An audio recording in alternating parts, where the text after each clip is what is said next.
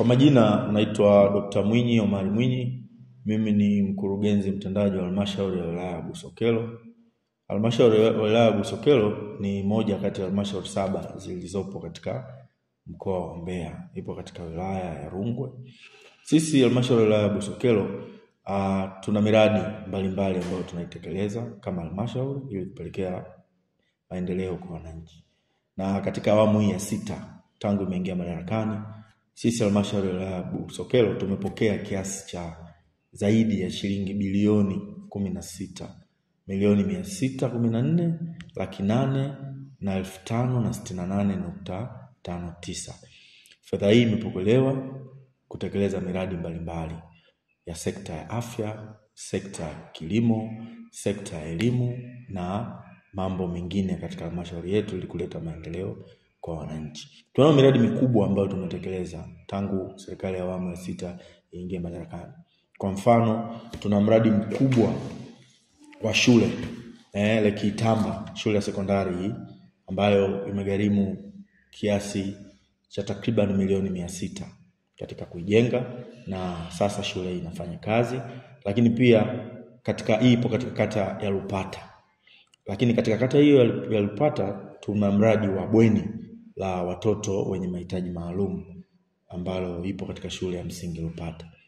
Lakini kama itoshi, katika kata ya Lufilio tuna shule nyingine mpya inaitwa Kikuba sekondari ambayo na yenyewe takriban milioni 600 imetumika na shule imekamilika. Hivi sasa tupo katika mchakato wa kufuatilia tu vibali vya kuanza kupokea wanafunzi. Lakini hata hivyo tumeamua kuwa tuitumie kama shule ya shikizi, ambapo Lufilio sekondari tutachukua wanafunzi baadhi wawe wanasoma pale huku tukisubiri registration ili iwe shule imekamilika. Lakini pia katika kata hiyo ya Lufilio tuna kituo cha afya cha Kifunda ambacho na yenyewe kimetumia zaidi ya milioni 550 katika kukamilisha na kinafanya kazi.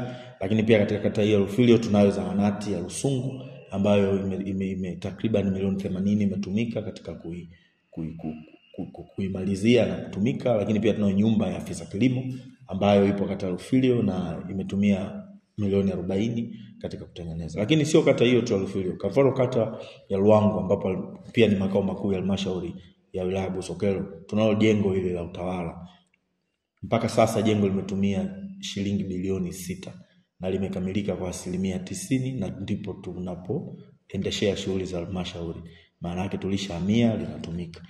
Lakini pia tuna hospitali ya wilaya ambapo ipo katika kata ya Luangwa. Hii hospitali ya Kitale imetumia zaidi ya takriban bilioni 4 katika kuikamilisha na inafanya kazi, na huku bado ukamilishaji mwingine ukiendelea. Lakini pia tuna bweni la shule ya sekondari Luangwa ambapo tumetumia milioni 130 tumepokea katika utekelezaji wa mradi huo. Lakini kuna bwalo la shule ya Luangwa pia tumetumia milioni 100 katika kulikamilisha. Kwa hiyo halmashauri ya wilaya ya Busokelo sisi tumepokea bilioni 16.6. Miradi mbalimbali. Miradi ni mingi katika kila kata imeguswa. Hizi ni kata chache tu kati ya kata 13 ambazo zipo katika halmashauri ya wilaya ya Busokelo.